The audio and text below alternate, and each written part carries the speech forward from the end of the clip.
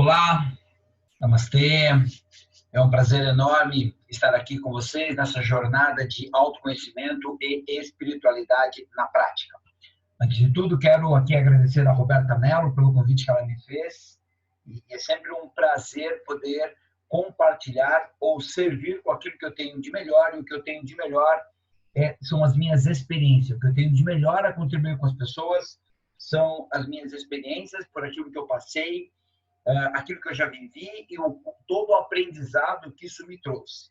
Então, não quero aqui me colocar como ninguém melhor, né, do que você que está me assistindo, mas alguém como igual, que a única diferença que tem é que aprendeu ao longo dessa jornada de espiritualidade, aprendeu a se olhar, aprendeu a se dar conta, aprendeu a se perceber. Então, fica aqui realmente a minha gratidão imensa à Roberta pela oportunidade que ela me dá de servir com o meu melhor, com o melhor que eu tenho para dar ao outro. Deixa eu também me apresentar aqui, antes de eu começar a falar, né, a minha parte aqui, a minha palestra, ou a minha masterclass, a minha aula para vocês. Meu nome é Sérgio Kiyoshi Ueno, eu sou terapeuta, sou o co-criador do curso Namastê. Por que eu digo que eu sou o co-criador?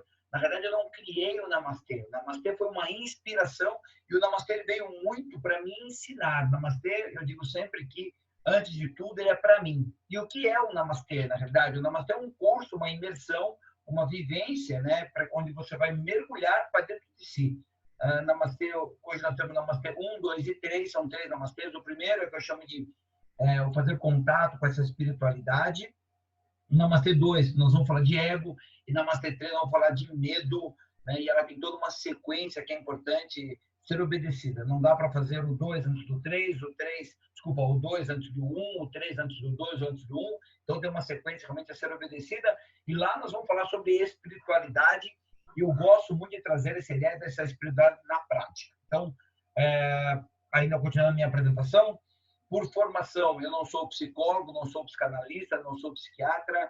Por formação, eu sou engenheiro mecânico. Eu sou bem cartesiano, bem exato. A minha mente, eu sou muito mental, né? A minha mente é bastante racional nesse sentido.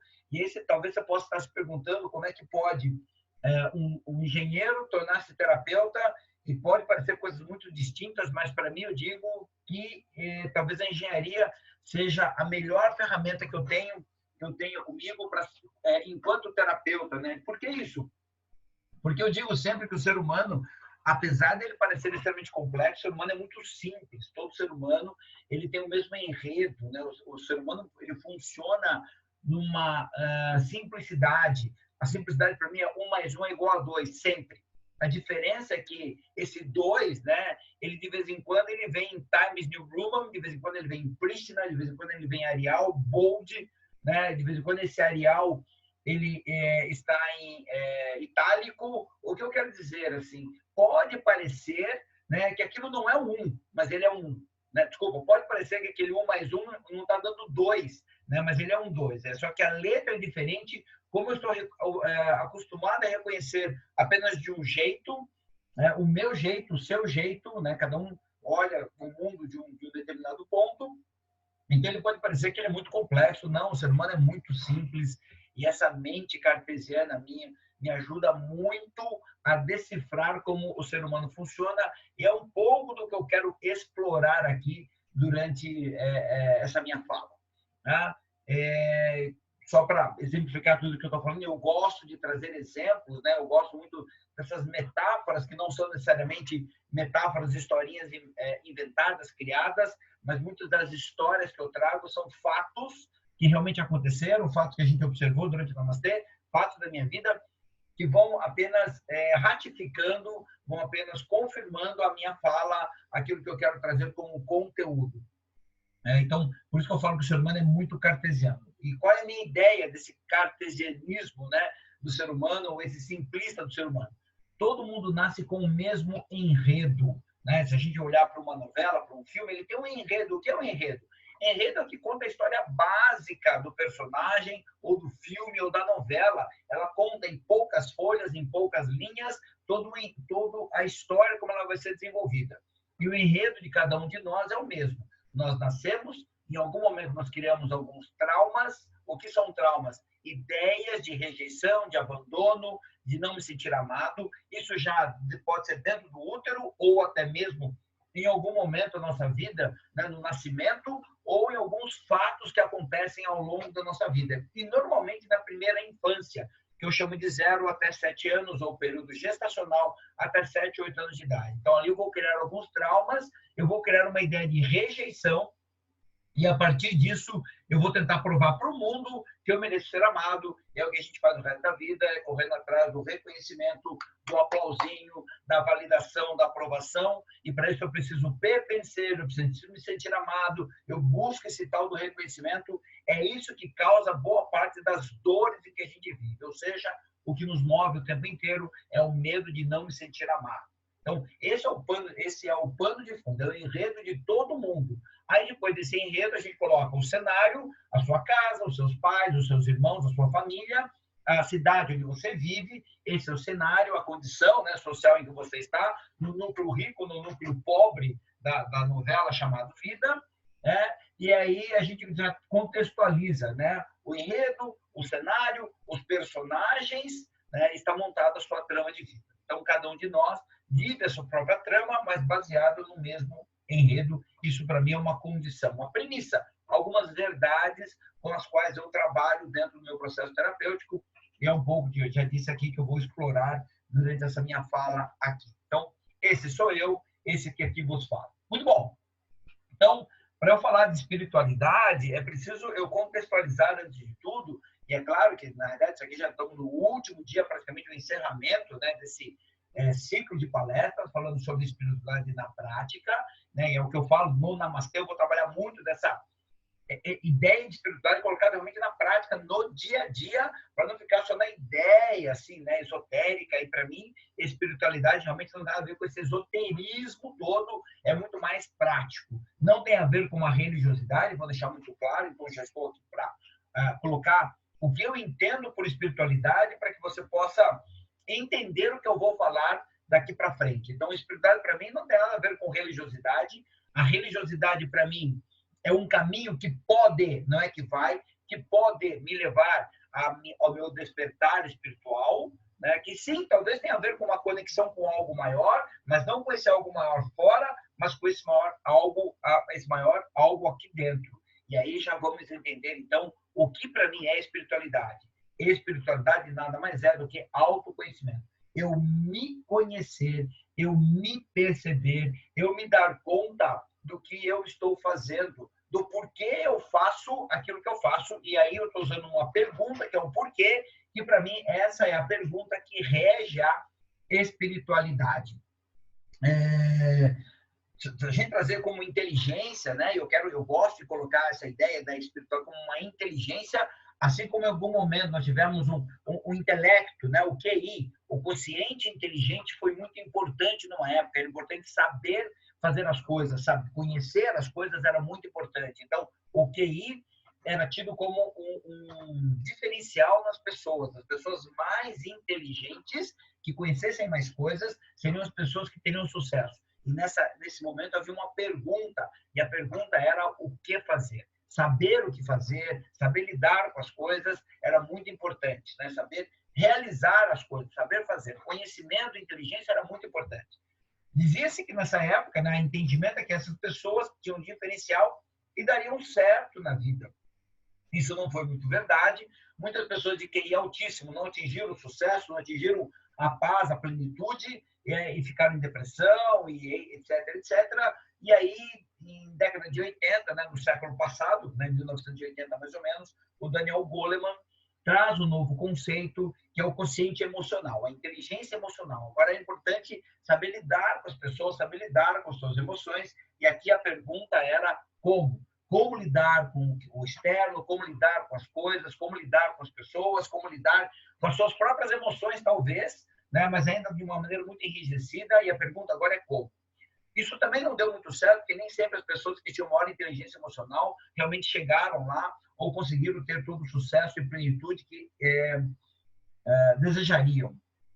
E aí né? Final do século XX, começo do século XXI, que nós estamos vivendo agora, para mim vem uma nova inteligência. Essa inteligência que vem é a inteligência espiritual, o QS, né? O consciente da espiritualidade, spirituality, ou a espiritualidade em voga. E a pergunta da espiritualidade é por quê?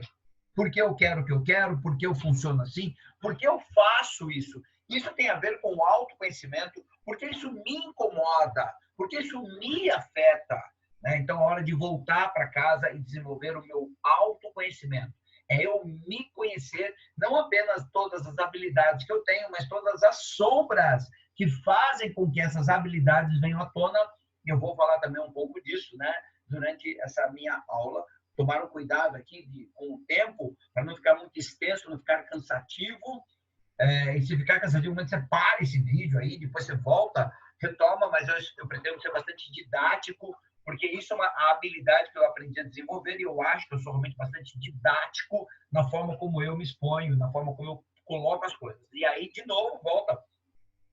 Nesse meu autoconhecimento, eu fui descobrir que uma das minhas grandes habilidades é tornar aquilo que é difícil fácil. É trazer para um pensamento uma forma mais fácil de falar, aquilo que muitas vezes ficam meio perdidas aí. E a espiritualidade é muito desse algo meio obscuro muitas vezes, né? E eu quero trazer toda essa ideia da espiritualidade para algo bem prático. Então, por isso que eu estou colocando aqui o que são essas premissas, o que é para mim essa espiritualidade. Então, voltando, espiritualidade para mim nada mais tem a ver com autoconhecimento. Eu conhecer quem sou eu de verdade, né? Então, uma frase bíblica diz assim: o bom filho a casa torna. Então, é chegada a hora, é chegado o momento, e se você está aqui nessa jornada, né, com a Roberta, com todos os demais profissionais, é que você busca esse autoconhecimento, então é voltar para casa. É a hora de você se dar conta de você, do porquê você reage de forma A, B ou C, por que você não consegue fazer, por que você não consegue sair do lugar que você está. Isso tem a ver com você e nada a ver com o outro. Viver na espiritualidade é ter a autorresponsabilidade de que você é protagonista da sua história. Porque o que eu posso garantir para você é que até hoje, né, você ainda não viveu esse protagonismo, até hoje você ficou à mercê do outro, tentando provar para o outro que você merece ser amado, provar para o outro que você merece ser reconhecido. E isso não é libertador, pelo contrário, isso é uma prisão no qual você se enfiou de uma forma total inconsciente, e é sobre isso que eu quero falar, o quanto tem um inconsciente conduzindo você, eu também, em boa parte, eu diria que hoje um pouco menos, mas é bem pouco menos do que você, né? Porque eu já estou mergulhado nessa história há bastante tempo, mas isso me torna mais autoconsciente, não, mais consciente de mim mesmo, mas entenda que a minha diferença entre você é bem pequena. Eu falo que a única diferença entre eu e você é que eu já tenho a ideia de que em algum momento eu tenho que parar e olhar para mim, em vez de ficar apontando e acusando o outro, porque essa dinâmica que a gente aprendeu ao longo da vida, que é encontrar culpados para as nossas falhas ou me vitimizar dizendo que eu sou o culpado, que dozinha, tenham dó de mim, que nada mais é do que uma forma de você manipular o outro buscando a atenção dele. Se a gente voltar isso, você pode olhar uma criança quando faz birra, criança quando fica, me desculpa, eu não queria fazer. É só uma pequena vitimização e ela tem ganhos porque ela não sofre uma sanção por conta daquilo, ou ela é olhada por conta daquilo e tudo que eu estou fazendo é repetindo esse padrão enquanto adulto. Ou, no fundo, o que está por trás de tudo isso ainda é medo. Medo é o que move a nossa vida, esse bendito medo de eu não me sentir amado. E à medida que eu vou desenvolvendo, despertando a minha espiritualidade, ou quando você vai despertando a sua espiritualidade, seu autoconhecimento, você vai se desprendendo dessas necessidades do medo, né? De pertencer, se sentir amado, e aí você talvez possa desenvolver aquilo que eu chamo de um amor pleno, um amor verdadeiro. Porque, na minha opinião, a gente não sabe amar de verdade. Na verdade, eu acho que ninguém, de fato, ou pouquíssimas pessoas amaram de fato. Por que eu digo isso? Porque, no fundo, o amor que a gente desenvolve é um amor de apego, é um amor de troca. Eu dou o meu melhor para você que você também dê o seu melhor para mim. É uma troca. Né? Um pouco aí da oração de São Francisco diz assim, é amando, é perdoando que se é perdoado, é amando que se é amado. Na verdade, muitas vezes eu não estou questionando, né? Acho que uma oração tem muito sentido, mas no fundo eu só tenho que amar sem buscar nada em troca. Mas o amor que a gente vive é um amor muito baseado em medo. Então isso não é amor. Nós chamamos de amor, mas não é amor, porque o que tem por trás é medo. Um exemplo disso é quando você diz para alguém eu te amo, o que você espera ouvir dela? Eu te amo também. E se ela não te dá um eu te amo, você muitas vezes fica magoado, chateado, ou acha que a pessoa não te ama. Se você dá um presente bacana, ou se você recebe um presente, né? Alguém te dá Dia dos Pais, Dia das Mães, Dia dos Namorados, né? A sua parceira, seu parceiro vai lá e te dá um baita de um presentão. Muitas vezes nós temos a necessidade de retribuir em igual tamanho. E muitas vezes o outro também está esperando algo do mesmo tamanho, do mesmo porte, com a mesma intensidade. Né? Isso não é... E a gente acredita que isso é amor. Isso não é amor. No fundo, tudo isso que está por trás disso é só medo, mas de um medo inconsciente que você nem sabe que isso é medo ainda. Então, olhar para essa espiritualidade nem sempre é confortável, porque você vai começar a se descobrir, né, nesse processo de que você não é aquele bonzinho que você sempre acreditou que era, você não é aquela pessoa tão legal, assim, desapegada, que você sempre achou que era. No fundo, cada um de nós aqui é um manipulador, é um chantagista. À medida que eu vou me descobrindo, à medida que eu vou me conhecendo, talvez eu possa me desprender um pouco disso, e ainda é uma escolha, porém agora é uma escolha mais consciente. Senão a gente só fica fazendo parte, né, dessa matrix ou dessa boiada, seguindo um roteirinho básico de vida, e talvez a gente tenha que somente acordar, despertar para a espiritualidade, para sair realmente dessa boiada, sair desse lugar comum aí, ou dessa dor, né, que apenas perpetua, e a gente vai entrando numa prisão e eu vou mantendo todo mundo que está ao meu redor preso nessa história. Então, trazer o autoconhecimento por uma prática é realmente começar a se dar conta de quem você é, e é isso que eu quero fazer aqui, é trazer essa ideia desse autoconhecimento um lado muito prático para que você possa entender um pouquinho só quem você é e, a partir disso, começar a fazer mudanças conscientes. O cuidado aqui com a espiritualidade, e aqui eu quero pedir permissão assim, para trazer o nome, né? Eu vou trazer o nome de algumas pessoas assim, que eu acho que são bem interessantes, e caso você não conheça, vá atrás do trabalho delas, que é um trabalho incrível. Né? Todas as pessoas que eu vou citar aqui, se eu citar alguém que não é incrível, eu vou dizer, essa pessoa não siga porque não é incrível. Não, estou brincando. Eu vou citar o nome de pessoas que são incríveis assim, que é onde eu fui buscando algumas referências, tá bom? Eu não sou um cara de seguir muitas pessoas, porque eu não tenho saco de ficar seguindo, na realidade, eu acho um saco ficar seguindo um monte de... Não é que eu não tenho saco de ficar parado vendo muitas coisas. Acho que eu não teria saco de ficar me assistindo aqui 40 minutos no vídeo. Ainda bem que você tem esse saco, ainda bem que você consegue ficar aqui.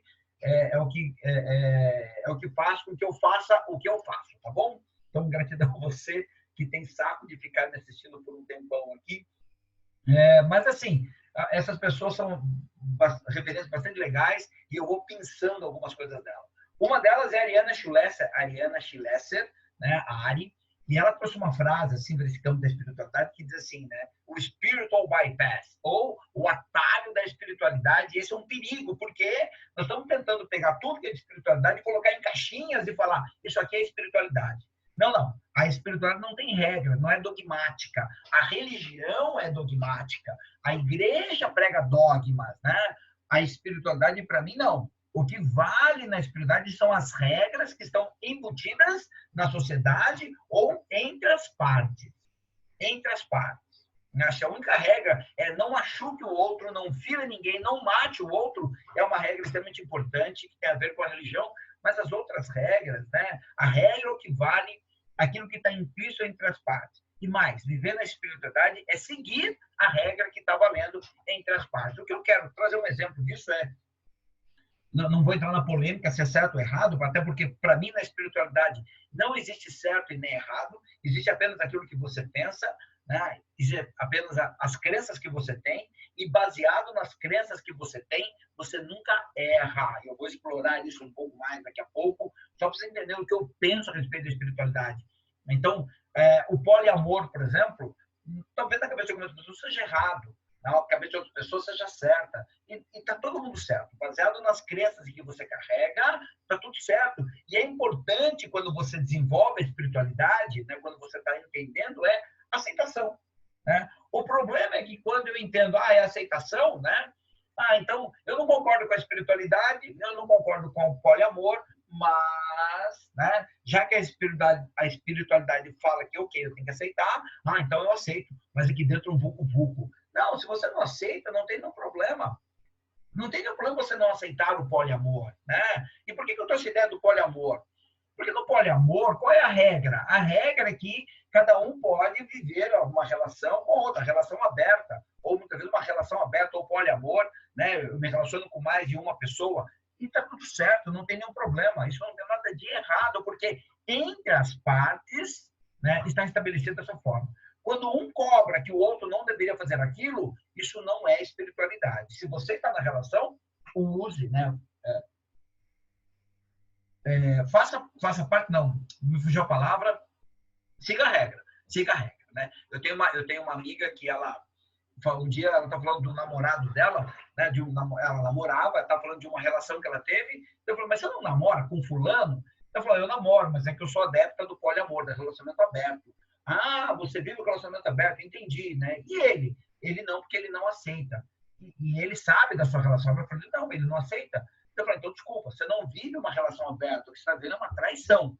Porque se o outro não aceita e você continua, você não está respeitando a vontade do outro. E isso, para mim, tem a ver com a espiritualidade.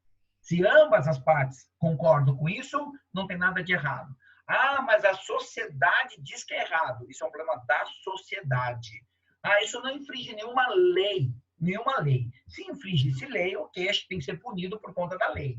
Tá? Mas não tem nada de errado por conta disso. E é importante que você entenda o outro. Acho que uma frase que, para mim, que define bem a ideia, ou me dá bastante ideia dessa tal de espiritualidade, é a relação entre veganos e não veganos. Né? Os veganos dizem, eu não mato animais, eu não como carne animal, proteína animal, porque isso não é espiritual. Perfeito, é um pensamento perfeito. Porém, quando o vegano que pensa dessa forma critica aquele que come, né, isso não é espiritualidade, isso é apenas ego, e ego está movido em medo. Então, só para vocês entenderem tudo que eu penso a respeito de espiritualidade, é isso. Então, trazer para a prática é trazer uma ideia de respeito.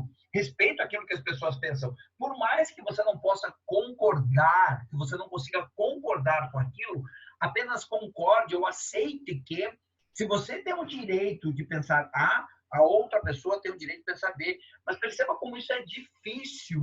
É difícil pensar dessa forma. É difícil ceder. Sim, é difícil. Porque existe um condicionamento mental a não aceitar determinadas coisas. Né? Então, o que é, então, a espiritualidade? Autoconhecimento. Quando eu vou me conhecendo, olhando para mim, me dando conta do porquê que eu fico incomodado com atitude A, atitude B, com comportamento, com falas. Por que isso me incomoda? E todo o jogo da espiritualidade, ela só acontece em um único lugar. Aqui. O problema é quando eu, vivendo essa espiritualidade, eu tento mudar o outro. Isso não é espiritualidade. Quando eu tento impor a minha verdade para o outro, isso não tem nada a ver com espiritualidade. Né? Eu não quero aqui impor nada, eu só quero trazer a minha verdade. Fui convidado a trazer a minha verdade. Você tem direito de concordar, discordar, tem direito de pensar o que você quiser. Talvez as minhas falas, em algum momento, incomode você. Isso não é um problema meu. Quando eu me incomodo com o seu incômodo, isso é um problema meu. Mas se isso te incomoda, é só um problema seu. A minha fala, esse é o meu direito, eu tenho direito de expressar a minha opinião. Então, começar a olhar um pouco o quanto a gente está se incomodando com o outro. Um memezinho, né? uma chargezinha que eu acho bem legal, que também sobre isso, né? Fala sobre dois, um monge, né? E um discípulo caminhando, né? Um mestre e um discípulo caminhando, e o discípulo uma hora vira para o mestre e pergunta, mestre, como eu faço para compreender mais os outros? Né? E o mestre, olhando para o discípulo, diz assim, não existem outros. Não existem outros. O jogo da espiritualidade é um jogo muito do individual. É um jogo só seu. É de você se dar conta das necessidades que você tem, dos desejos que você carrega, dos medos que você tem. Isso é o seu jogo. Então, ir se descobrindo, e essa é uma jornada de uma vida, tá bom? Isso não acontece assim, já entendi tudo. Ou já entendi tudo não é só a espiritualidade falando, mas é só o seu ego que está baseado em medo gritando. Então, aí, na espiritualidade, você vai se conhecendo, vai se dando conta. Eu estou com 56 anos, eu diria que vivo com um pouco mais de consciência sobre espiritualidade há uns 10 anos, tem 12 anos. Em 2008, 2009, foi quando esse boom da espiritualidade gritou na minha cara, e a partir desse momento eu comecei a me olhar, a me dar conta, e ainda aos 56 anos, já há 12 anos olhando para isso, ainda vem coisas da minha mente que eu nem sabia que estavam aqui, e eu criei estratégias para lidar com isso, mas eu estou dando conta ainda hoje, de que algumas coisas ainda me afetam, me machucam, me incomodam, e é um olhar diário. E aí tem uma frase que eu digo muito sobre espiritualidade, que diz assim, baby steps, passinhos de bebê. O que é um baby steps? Não queira resolver a sua vida da noite para o dia, não vai dar certo. Vá apenas se dando conta, né? Não gaste muita energia tentando desvendar os mistérios da vida. Essa é uma frase que está no filme que a gente usa no Namastê, chama-se Poder Além da Vida, que é um filme bem bacana aí para você assistir, né? Então ele fala sobre a busca do ouro, a busca do reconhecimento, até que em algum momento o personagem, o Dan Newman, ele para de correr atrás do ouro e ele vai apenas viver a vida, viver a jornada. E isso para mim é importante na espiritualidade, porque na vida inteira você foi focado em objetivos. Atinge o objetivo, atinge o objetivo. Qual é o problema disso? Por que você quer um objetivo na sua vida? É para você? Por que você quer um emprego melhor? É para você? Por que você quer ganhar mais dinheiro? Por que você quer casar? Por que você quer ter filhos? É para você ou é para dar uma satisfação à sociedade no qual você está inserido? E você vai se dar conta que tudo aquilo que você desejou até hoje na sua vida era para alguém bater palma para você no final. O problema é que bate palma, se sente reconhecido, acabou. Aí daqui a pouco você faz o quê? Entra numa nova ciranda, numa nova roda. Isso não tem nada a ver com espiritualidade, né? Tem a ver com espiritualidade, mas tem a ver com muito mais com o seu ego. O não olhado ainda, e o ego está baseado em medo. E quando eu não olho para isso, eu só fico vivendo esse círculo vicioso, que ele parece ser virtuoso, me levando para cima. No quê? No ter. No ter. Ter dinheiro, ter uma boa casa, ter um bom emprego. Putz, Sérgio, mas isso não é importante? Sim, isso tudo é muito importante. É importante você ter uma boa casa, você ter um conforto. É importante você ser próspero, é sim importante. O problema é que essa sociedade capitalista no qual nós vivemos colocou na sua ideia, na sua mente, de que ter uma vida próspera é ser rico. Né? E aí eu ponho todo mundo que não é rico no lugar de não próspero ou no lugar de alguém infeliz. Isso não é necessariamente uma verdade. Não estou falando que as pessoas não têm as suas dificuldades, mas também aquele que é próspero, que ganha muito dinheiro, né, ele também muitas vezes é infeliz, porque ele está numa ciranda financeira de que ele não pode perder. E aqui eu vou falar que eu já vivi muito dessa dinâmica, né, dinâmica egóica baseada no ganho do dinheiro ou no ter para ser. E essa é o que a gente faz ao longo da vida. A gente busca ter porque a gente acredita que tendo eu serei alguém. A gente aprendeu isso lá na nossa infância, né? Quando os seus pais diziam para você assim, e a culpa não é deles, tá bom? Eles só estavam fazendo o que eles sabiam, dizendo para nós que nós tínhamos que ser alguém na vida, ter um bom emprego, ter um bom salário, ter uma boa casa, ter um bom carro. E isso nos tornaria feliz. Muita gente chegou lá, teve tudo isso aí, só não foi feliz. Né? Então, a ideia da espiritualidade com o porquê? Porque eu quero. Porque isso é importante. Por que eu faço tal coisa? Então, são esses mistérios que precisam ser desvendados nessa jornada, né, de autoconhecimento, para que em algum momento você possa, não é deixar de fazer parte da boiada, mas é entender se você quer seguir a boiada, se você quer parar, ou você quer seguir um outro fluxo. Sem com isso se sentir desrespeitado, sem com isso se sentir não amado, sem com isso se sentir rejeitado. Né? Porque o que a gente sente muitas vezes, quando a gente não pertence, quando a gente não segue a moda, por exemplo, quando a gente não segue a moda, né? Essa barbicha aqui linda e maravilhosa que você me vê ostentando, por muitas vezes eu vi muita gente falar, corta, tá ridículo, né? E por muito tempo, talvez eu tivesse cortado, tivesse tirado, porque era ridículo.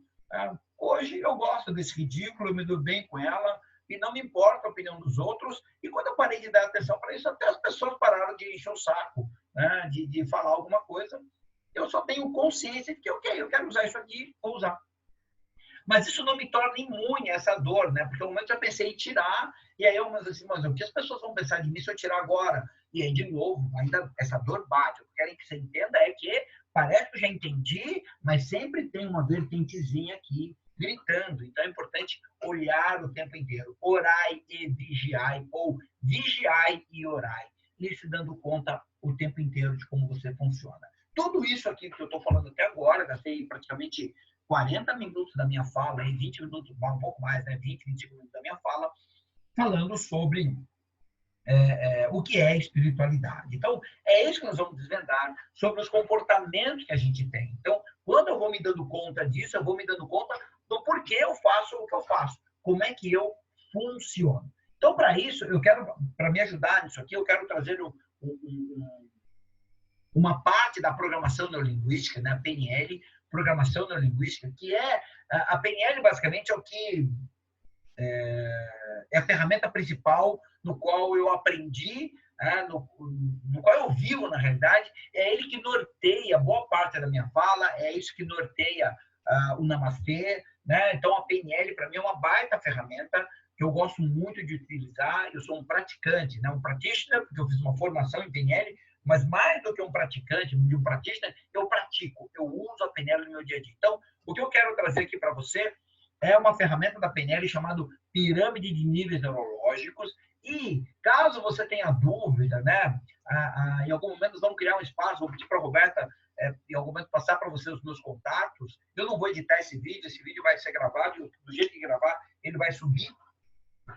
Se eu tiver que editar alguma coisa, eu vou pôr lá, posso pôr lá na descrição, vai estar assistindo pelo YouTube, vai na descrição do YouTube e vai estar lá os meus contatos, qualquer dúvida, qualquer pergunta, entra no meu direct, manda uma mensagem para mim e eu vou ter o maior prazer de responder para você qualquer dúvida que você tenha, porque o meu objetivo realmente com isso que eu estou fazendo aqui é ajudar você a se conhecer melhor, é ajudar você a trazer paz. Eu não quero, com isso, tornar você rico,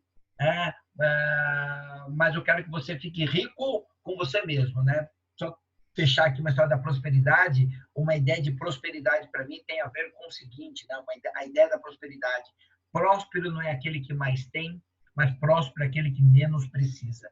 Uma frase que eu disse uma vez na terapia, ele reverbera ainda até hoje na minha mente, falei para um cliente meu, e ele anotou, falei, cara, foi legal isso, manda para mim, e eu usei, tenho usado muito essa frase assim, viver na espiritualidade, né, uma jornada de autoconhecimento, não necessariamente vai te tornar mais rico, mas com certeza vai te tornar a sua vida mais leve e mais feliz. Então, tudo que eu quero aqui é apenas que você seja mais leve e mais feliz, com menos necessidade de reconhecimento. E aqui eu vou trazer um pouco dessa ferramenta e aí eu vou pontuando mais algumas coisas aí. Perdão de novo, seu vídeo vai ficar um pouco longo, mas eu acho que é importante eu aproveitar cada momento que é me dado, cada espaço que me é aberto, para que eu possa vomitar tudo aquilo que eu tenho vontade de falar para você, para deixar muito claro o que é espiritualidade, o que é viver essa espiritualidade na prática. O bom filho a casa torna. Muito bom. Então, a pirâmide, vamos explicar aqui como é que funciona essa estrutura, para você entender como a gente funciona. A base de pirâmide de níveis neurológicos, né? Opa, deixa eu ver, vai entrar aqui, né? É ambiente. Ambiente é essa base dessa pirâmide, né? Ambiente é onde você vive, o cenário da sua vida, onde a sua vida acontece. Ambiente é tudo aquilo que você tem. Aqui tem muito a ver com o ter. Ambiente é tudo aquilo que você tem, a casa onde você vive, o emprego, as roupas que você utiliza, o estilo, o seu corte de cabelo, as pessoas com as quais você se relaciona, esposa, filhos, marido, mulher, pai, mãe, amigos. Tudo isso aqui está nesse nível. Esse cenário todo, a cidade onde você vive, isso é ambiente, o ter.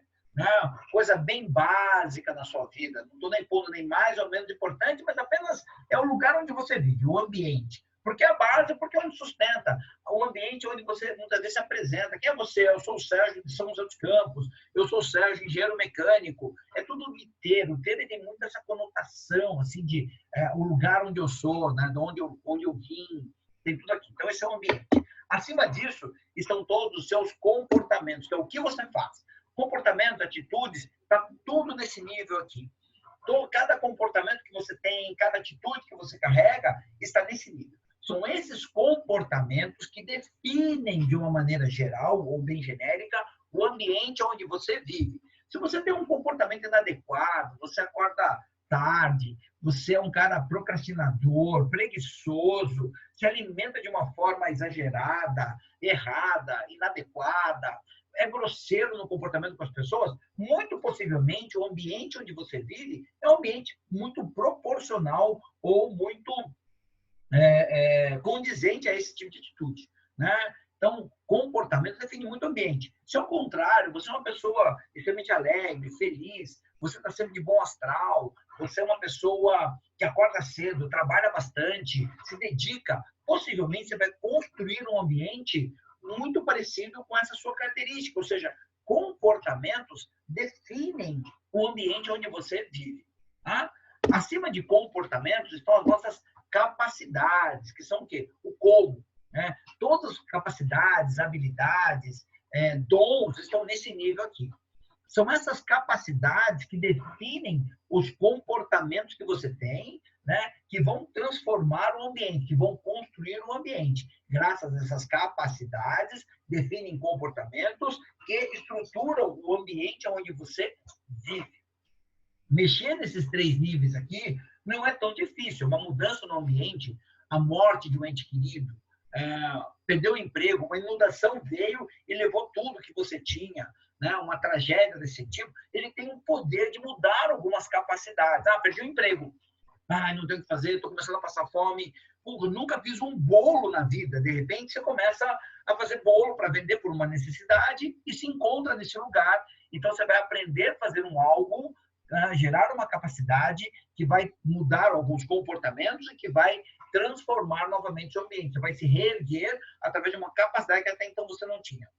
Você está participando aqui de uma jornada de autoconhecimento e espiritualidade. Talvez isso traga novas ideias, traga novas capacidades que vão, de alguma maneira, interferir nos comportamentos, que vão, de alguma maneira, interferir na maneira como você olha o seu ambiente. Não necessariamente o seu ambiente vai mudar, mas talvez algumas ideias, né?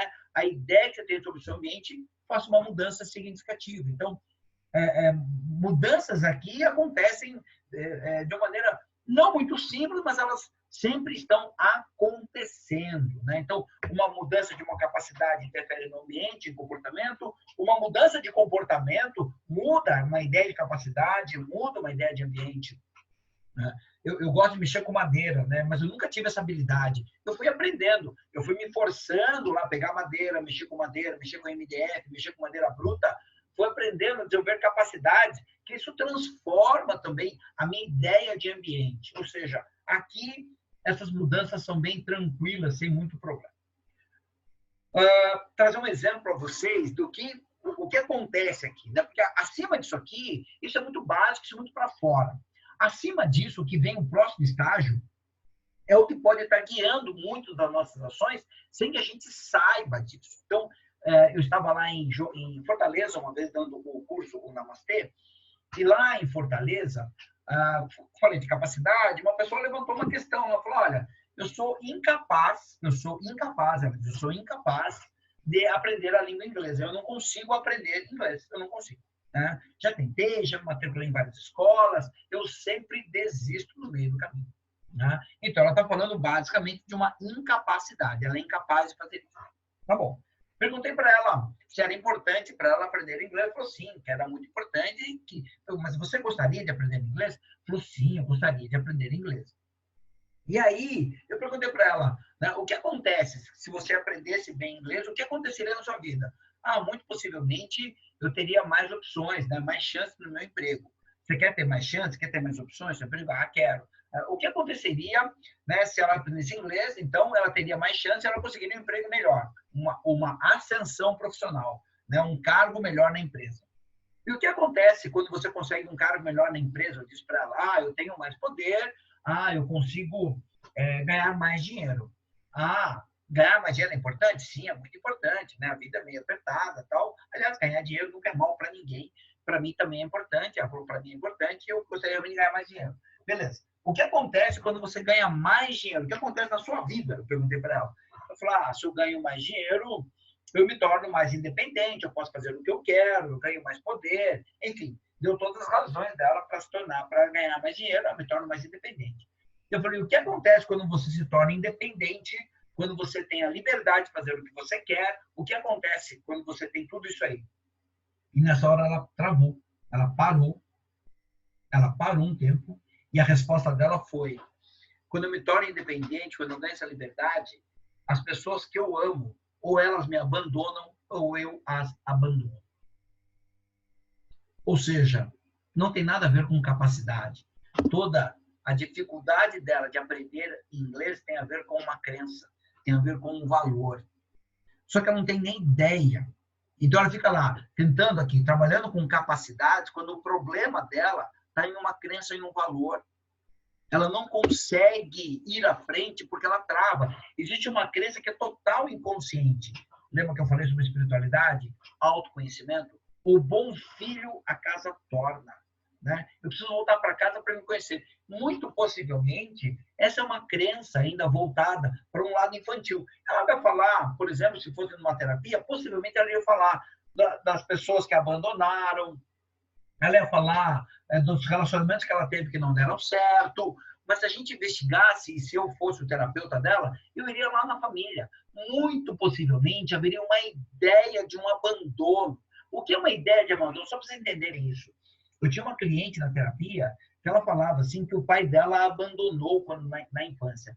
Não é nem abandonou, ela falou, meu pai me abandonava toda semana. Como assim seu pai te abandonava toda semana? Toda semana meu pai saía da minha casa na segunda-feira e só voltava na sexta, né? Entenda que nós estamos falando de uma criança. E eu falei, o que é esse abandono, né? Para onde seu pai ia na sexta e voltava na segunda? Para onde o pai dela ia? Trabalhar.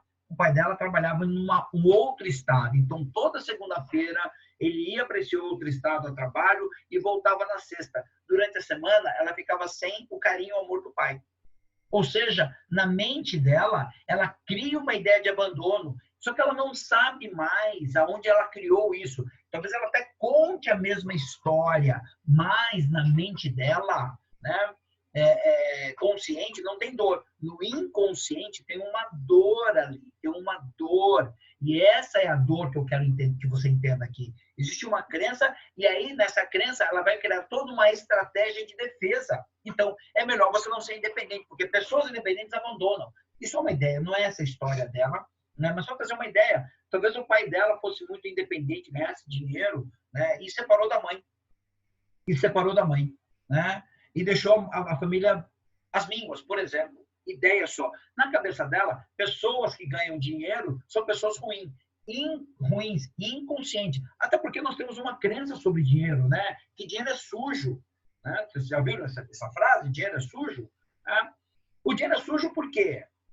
Porque o dinheiro passa na mão das pessoas, você nunca sabe, né? A higiene com que as pessoas estão pegando na mão, estão pegando o dinheiro, a higiene nas mãos que estão passando pelo dinheiro, pegando o dinheiro, então o dinheiro é sujo por conta disso. Mas o inconsciente, ele entende, o dinheiro é sujo. Quantas vezes, né, você vê alguém rico, com muita grana, e pensou assim, no mínimo deve ser ladrão, no mínimo deve ter roubado alguém, no mínimo deve ter passado o pé em alguém para ficar tão rico assim. E o brasileiro tem muito disso, a não valorizar o esforço do outro. Não estou dizendo que você pense isso, mas existe uma forma generalizada. Nós temos uma tendência, né, a criticar quem tem muita grana, porque dinheiro é sujo.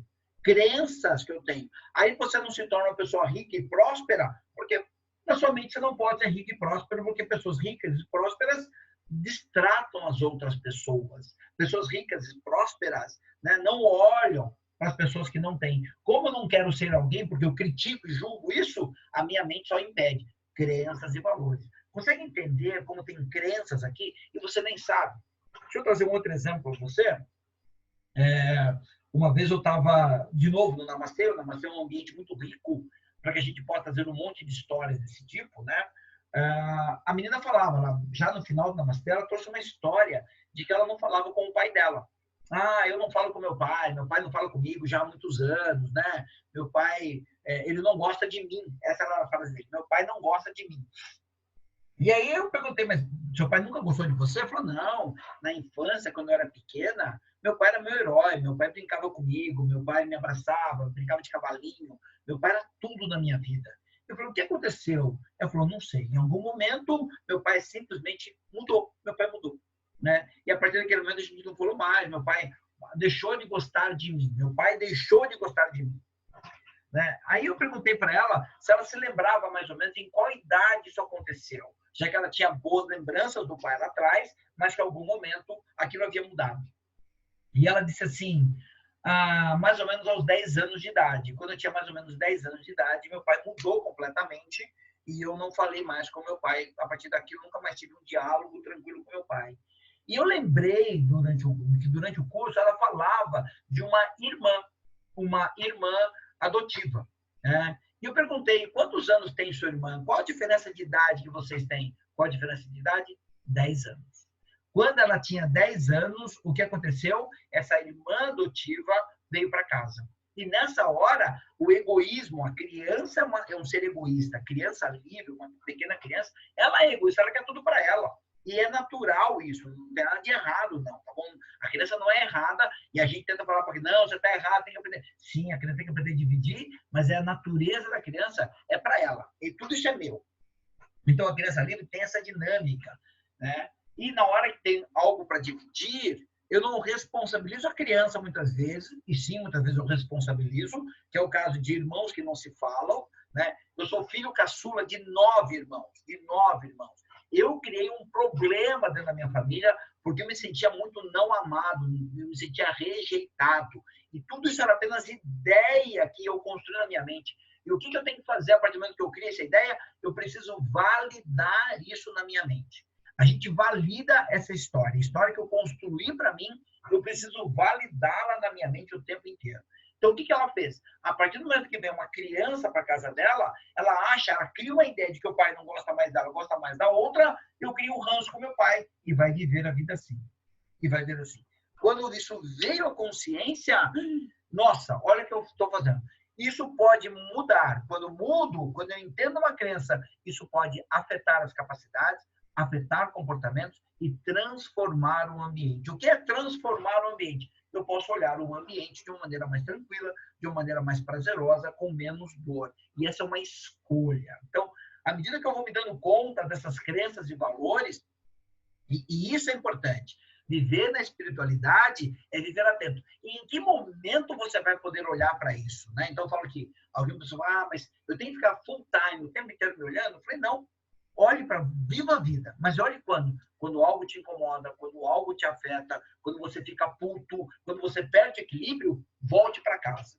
E venha olhar aqui. Por que é que você está sentindo isso? A dinâmica do ego é, quando algo te incomoda, quando alguém fala alguma coisa, a nossa tendência é acusar o outro. Olha o que você está falando. Por que você está falando isso para mim? Se você está incomodado, olhe para você. O jogo da espiritualidade acontece aqui dentro, não acontece fora. Você está errado em falar desse jeito perante as crenças que ele tem, perante as crenças que a pessoa carrega, ela está falando somente aquilo que ela sabe fazer. Ela está usando os argumentos dela. Né? Você quer ser entendido, você quer ser compreendido pelo mundo, mas quanto que você aceita, acolhe, compreende o outro? Isso, na espiritualidade, o respeito, a empatia, são muito importantes. O problema é que eu não consigo respeitar o outro, porque eu não amar o outro, porque primeiro eu não me amo. Amar ao próximo como a ti mesmo. Então, o jogo aqui é amar o outro, mas primeiro eu me amar. Quando eu me amar de verdade, quando eu me aceitar e me acolher, eu posso acolher e respeitar tudo que está ao meu lado, inclusive aqueles que são diferentes de mim, aqueles que pensam radicalmente diferente de mim, eles também merecem um lugar no meu coração. Porque por trás de qualquer comportamento inadequado que você enxergue, veja ou julgue, existe um ser humano cheio de dor, cheio de uma sensação de abandono, exatamente igual a você. Exatamente igual a você. Tá? Por trás de um ser humano que manifesta um comportamento inadequado, existe uma dor. Por trás de um ser humano que dá um melhor de si, que transparece uma bondade enorme, também existe uma dor. Uma frase que os Namastê 2 diz assim, por trás da sua maior qualidade se esconde o seu maior defeito. Por isso que eu te falei lá no começo, não existe ninguém bonzinho de verdade. O bonzinho só está querendo uma troca para também se sentir amado. É difícil eu ficar falando aqui porque eu não vejo a sua reação, eu não sei o que você está pensando, eu não sei como é que está aí dentro. Mas tem dúvida? Manda uma mensagem para mim. Não concorda comigo? Tá tudo certo, né? Vamos conversar mais sobre isso? Vamos. Mas eu só quero que você reflita sobre você. Ou seja, por trás dessas crenças e valores, né, existe por trás, né, acima disso existe uma identidade. O problema, e a identidade é quem é você de verdade. O problema é que eu acho que, né, quem eu sou o Sérgio, o co-criador do curso Namastê. Isso não é a minha identidade. Isso é só meu cartão de visita que eu apresento para as pessoas. Isso é uma crença com cara de identidade. Quando eu entender de fato identidade, eu não vou precisar me apresentar por ninguém, porque estou me conectando ao outro através apenas da minha essência. Ou seja, por trás daquele pior bandido, por trás daquela pessoa que você julga como sendo muito ruim, existe uma identidade que é boa. Quem é você de verdade? Quem é você de verdade? Então, aqui nesse nível de identidade, todo mundo está interligado. Somos todos um. Você e Adolf Hitler, você e Suzanne von Richthofen, você e o pior político que você possa imaginar, você e não importa quem, que você goste ou não goste, estão conectados na mesma energia. O que difere, o que nos difere, são as crenças e valores que foram aprendidos lá atrás, né?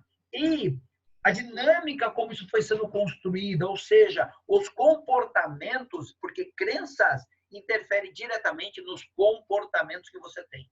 Não existe um comportamento sequer que não esteja atrelado a uma ou mais crenças. Se existe um comportamento, é porque existe uma crença. Então, nesse nível de identidade, somos todos iguais. Me conecto a todo mundo, me conecto a você, me conecto a Roberta, me conecto aos grandes líderes mundiais, aos grandes bandidos, aos grandes inimigos da humanidade, porque aqui só tem uma criança ferida por trás de todo mundo, inclusive por trás de mim, por trás de você. Existe apenas uma ideia de abandono e talvez a ideia seja apenas a gente despertar para isso e entender que a gente nunca foi abandonado, a gente nunca foi rejeitado. Foi apenas a nossa mente que construiu essa ideia e nós estamos nos validando através dela. Eu nunca fui abandonado pelos meus irmãos, eu nunca fui rejeitado por eles. A minha mente construiu uma ideia de rejeição, inclusive, do meu pai. E a vida inteira, boa parte da minha vida, eu vivi negando essa história. E aí é uma parte importante da espiritualidade. Quando eu me curei, quando eu me dei conta de quem eu era, eu curei também a minha família. Ou pelo menos eu curei a minha relação com a minha família. E isso permitiu também que todos eles também se curassem. A minha cura é a cura do mundo. A minha cura é a cura da minha família, mas também do mundo. Porque se eu faço a minha parte e cada um fizer a sua parte, o mundo será mais curado. E que parte é essa? Mais compreensão, mais aceitação, de verdade. Não é da boca para fora, é colocar seu coração, o coração à prova, esse coração realmente de uma compreensão, de uma aceitação, né? E aí eu vou aprender a viver melhor, com menos julgamento. Aí eu estarei vivendo um pouco mais da minha identidade, da minha essência, para que eu possa compreender a minha visão, a minha espiritualidade, para quem mais eu sou importante. Quando eu vivo a minha identidade, estou vivendo a minha missão de vida, o que eu vim fazer aqui, para que eu possa, através da minha espiritualidade, levar isso para mais pessoas, levar isso para mais lugares, o meu legado de vida. O meu legado de vida. O que eu deixo, qual é a marca que eu deixo na minha passagem, nessa minha passagem terrena. Isso, de fato, é o que importa. Não é o que eu tenho, não é o ambiente, não é o que eu faço, mas, de fato, quem eu sou. Isso aqui, crenças, identidade, visão, tem a ver com quem eu sou de verdade. E é isso que vai deixar. Essa é a marca que você vai deixar no mundo. É o legado da sua vida. Para quem mais você é importante. Quando você entender um pouco disso aqui, quando você começar a se conectar à sua espiritualidade, esse autoconhecimento, tudo aqui vai se realinhar. Aí o ambiente onde você vive, pouco importa. Ele tem menos importância, porque você aprende apenas a aceitar as coisas do jeito que eles são. Não necessariamente do jeito que o seu ego criou expectativa de como deveria ser. Porque isso é apenas uma necessidade egóica ou capitalista, nesse mundo capitalista, e eu não sou contra o capitalismo, tá bom? Mas essa necessidade de que eu preciso ter para ser. até que em algum momento você se dê conta que o importante não é o que você tem, mas o importante é aquilo que você é. Isso que é importante na sua vida. Tá longo, galera, eu entendo que tá longo aqui, mas eu quero mostrar só mais uma coisa rapidinho para vocês, para entender um pouco mais de como as coisas funcionam, como as coisas se formam na nossa mente, e aí eu prometo ir fechando aqui. Tá? Eu só quero mostrar esse diagrama para vocês que tem a ver com consciência e inconsciência. Consciente, né, tem a ver com 3 a 5% de todas as memórias, isso é consciência. O restante, 95 a 97%, é totalmente inconsciente. Aqui estão todas as verdades, boa parte das verdades das crenças que você carrega. Lembra daquela menina falando, as pessoas, quando eu me torno independente, as pessoas que eu amo, ou eu abandono, ou elas me abandonam, eu só preciso transformar em algo verdadeiro aquilo que está no meu inconsciente, eu só não sei que está lá. Né? Jung tem uma frase que diz assim, enquanto você não torna o seu inconsciente consciente, é o seu inconsciente que vai conduzindo a sua vida e você chama isso de destino. Então, o jogo aqui é eu me dar conta, eu descobrir quais são essas crenças inconscientes que estão na minha mente. Eu nem sei. Então, isso é um cavucar, é um desvendar desse mistério chamado mente, a mente humana, né? Das ideias que estão interligadas, das distorções que eu vou fazendo para validar o que está na minha mente, na minha ideia. O quanto eu sustento, o quanto eu fico arraigado, preso às verdades que eu construí para a minha vida. E aqui tem uma outra questão importante da espiritualidade, quando eu falo em desapego. As pessoas pensam em desapego material. Não, o desapego para mim da espiritualidade tem a ver com eu me desapegar da ideia que eu tenho sobre mim, de quem eu sou de verdade, né? Essas ideias que minha mente construiu, quando eu puder me olhar de verdade, né? Eu vou poder me conectar com o meu eu verdadeiro. Porque esse eu que eu digo para todo mundo são apenas as máscaras que eu estou vestindo aqui para me sentir aceito pela sociedade. Então, olhar para mim de verdade significa olhar para todas essas crenças, né, que eu fui construindo. O inconsciente, ele aprende de duas maneiras. Uma, por velocidade e repetição, pratico, até que eu me torno hábil. Coisas básicas, dirigir carro, amarrar cadarço, falar, andar, escrever, são todas as coisas que você praticou muito e até hoje você sabe fazer, porque você fica treinando e cada vez mais se aperfeiçoando nisso. Então, andar de bicicleta, treino, até o momento que você aprendeu. Então, o inconsciente aprende dessa forma, está gravado aqui e se repete dessa mesma maneira. Uma outra forma que o seu inconsciente aprende de uma forma muito mais rápida e ligeira é através de uma emoção. Quando há uma emoção, o seu inconsciente grava imediatamente. Quando você nasceu, tinha muita emoção lá. Quando você nasceu, você chorou, você sofreu, passou por dores, um monte de emoção, e ali ficou um monte de aprendizado. A primeira coisa que é feita quando você nasce, corta-se o cordão umbilical. Naquele momento você aprendeu, você se desconectou da sua mãe. Estou sozinho no mundo, uma sensação de vazio. Quantas vezes você não teve uma sensação de vazio e procurou o colo de alguém? É como se eu voltasse para o lugar, voltasse para minha casa, voltasse para o aconchego da minha mãe.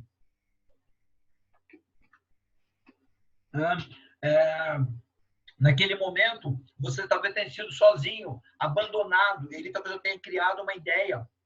Né? Porque assim, quando corta-se o cordão umbilical, todo o sangue, fluxo sanguíneo que trazia oxigênio, ele deixa de existir, né? Em algum momento você passa a perder a quantidade de ar e você passa a respirar. Só que antes de você respirar, há um leve sofrimento. Então, eu aprendo que antes que eu possa viver, eu tenho o respiro da vida, antes que eu possa viver, né, eu quase morro. Então, a ideia de sofrimento e morte, tudo muito sofrimento e vida, né? Ou seja, eu preciso sofrer para me sentir vivo, tudo muito interligado e está tudo no seu inconsciente. Pânico de barata, né? Em algum momento eu aprendi, crianças não têm medo de barata, mas no momento eu aprendo a ter medo de barata, e nessa hora que eu aprendo a ter medo de barata, existe uma dor aqui, eu não lembro mais, mas cada vez que eu vejo uma barata, o meu inconsciente ele cria uma estratégia de defesa, foge ou se finge de morto. O inconsciente ele tem uma função básica. Qual é a função básica de um inconsciente? Proteção à nossa integridade física e emocional. O meu inconsciente quer me proteger, ele não quer que eu sofra, então ele cria uma estratégia para eu não sofrer mais por aquilo. Vou contar uma cena assim, bem... Uma vez uma amiga minha falava que ela tinha medo de... tinha medo não, ela tinha alergia a gato. Alergia a gato. E eu falo, como assim alergia? Ah, não, eu chego perto de um gato e eu começo a espirrar. Eu espirro, não consigo nem chegar perto de gatos. Aí eu perguntei, né? Perguntamos, não era uma amiga minha, amiga de um amigo, né? Eu lembro que a pergunta para ela foi, você teve gato na sua vida? A resposta dela foi, sim, eu já tive gato. Quando eu era criança, eu tinha gato, eu amava meu gato. O gato era tudo na minha vida, né? Meu gato era meu amigão, eu brincava com ele todos os dias, meu gato era tudo. E o que aconteceu com o seu gato? Foi a pergunta subsequente, né? Qual foi a resposta dela? Meu gato morreu. Seu gato morreu? Ah, sofri muito quando meu gato morreu. Quando meu gato morreu, né, eu pensei assim que eu nunca mais queria ter gato na vida. Por que ela não quer mais ter gato na vida? Porque quando os gatos dela morrem, ela sofre. Ela quer sofrer? Não. Então, naquele momento, no sofrimento, ela teve um aprendizado. Gatos trazem sofrimento. Pronto, aprendi uma ideia aqui. Meu inconsciente aprendeu. Gatos trazem sofrimento. Né? Como é que eu faço para não sofrer com morte de gato? Não tenha gatos. Como é que eu faço para não ter gatos? Crio uma alergia. Pronto. O inconsciente criou uma estratégia para protegê-la de futuros mortes de gato. Conscientemente, ela quer ter gato? Claro que ela quer ter gato. Mas cada vez que ela chega perto de um gato, né, ela começa a espirrar para não ter gato. A estratégia funciona? É perfeita. Qual é a chance dela sofrer com morte de gatos? Zero. Opa, perdão. Zero. Nenhuma. Por quê? Porque ela nunca mais vai ter gato na vida. Olha como a estratégia é perfeita. Você pode falar, mas estratégia burra. Quando o inconsciente faz uma estratégia, naquele momento é o melhor que ela pode fazer, baseado no contexto, baseado nas histórias, baseado na verdade que ela carrega naquele momento, é essa estratégia que ela monta. Cada um só usa o ego, a estratégia do inconsciente é baseada em todas as verdades que você carrega naquele instante. E essa é a estratégia que a mente dela criou, né? Depois disso, um dia ela conversando, ela falou que ela esteve na casa de uma amiga e na casa da amiga tinha gatos. Aliás, tinham dois. Eu vi o que aconteceu. Fui, brinquei com o gato e a rinite e a alergia não estava mais presente. Então, o inconsciente, ele está lá para nos proteger. Então, ele grava essas informações e para que eu não sofra uma ação futura, eu não tenho um sofrimento, o meu inconsciente cria uma estratégia. Isso funciona com você, funciona com o mundo. Então, quer ver um exemplo disso? Algumas vezes alguém já falou assim para você, mas fulano, fulana, você precisa mudar, não dá para ser assim a vida toda. E você fala assim, eu sei, mas eu não sei como fazer. Por que a gente não sabe como fazer? Porque não é consciência. Tem algo no inconsciente não explorado ainda. Não explorado. Eu tinha uma dificuldade muito grande de dizer eu te amo, eu te amo. Eu não conseguia expressar isso.